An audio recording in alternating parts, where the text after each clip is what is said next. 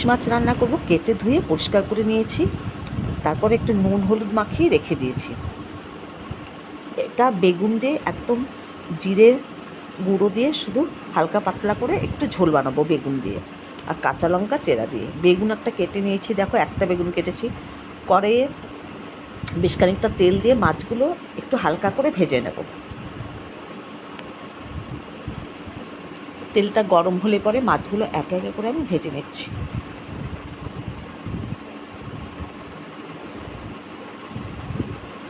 তেল দেখো গরম হয়ে গেছে, এবার একটা একটা করে মাছগুলো আমি ভেজে নিচ্ছি। আর বেশি কিন্তু কড়া করে ভাজবো না, একদম হালকা করে ভাজবো।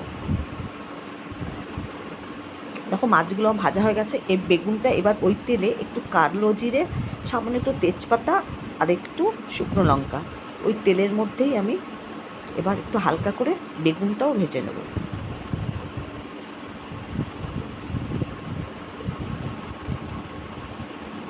বেগুনটা দিয়ে দিলাম।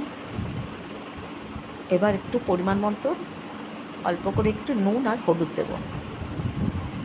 আর এদিকে একটা গুঁড়ো মশলা রেডি করছি। গুঁড়ো মশলাটা হচ্ছে একটু জিরে, একটু হলুদ আর নুন সামান্য গুলিয়ে রেখে দিয়েছি। এটা এবার বেগুনটা দেখো ভাজা হয়ে গেছে, এর মধ্যে মশলাটা সামান্য একটু মশলা দিয়েছি। এবার মশলাটা দিয়ে ভালো করে একটু কষিয়ে নিচ্ছি। কষিয়ে নেবার পরে পরিমাণ মতন জল দিয়ে দিলে ঝোলটা ফুটে উঠলে মাছগুলো ছেড়ে দেবো। আর আমি কিন্তু এর মধ্যে কিছু দেবো না, একদম হালকা করে রান্না করবো। এইটা 4-5টা আমি কাঁচা লঙ্কা চিড়ে এর মধ্যে দিয়ে দিলাম। এবার ভালো করে দেখো কষিয়ে নিয়েছি, খুব সুন্দর কষা হয়ে গেছে। এবার পরিমাণ মতন জল দিয়ে দিলাম। বেগুন দিয়ে কিন্তু এবার পাতলা মাছের ঝোল, ইলিশ মাছের খেতে কিন্তু দারুণ লাগে। আর সামান্য একটুখানি, একদম সামান্য একটু চিনি দিয়ে দিলাম। মাছের ঝোল কিন্তু প্রায় হয়ে এসেছে, আর একটু ফুটলে আমি নামিয়ে দেবো।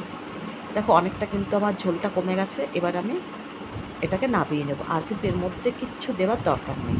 এই দেখো মাছের ঝোল কিন্তু একদম রেডি হয়ে গেছে, নামিয়ে নিলাম।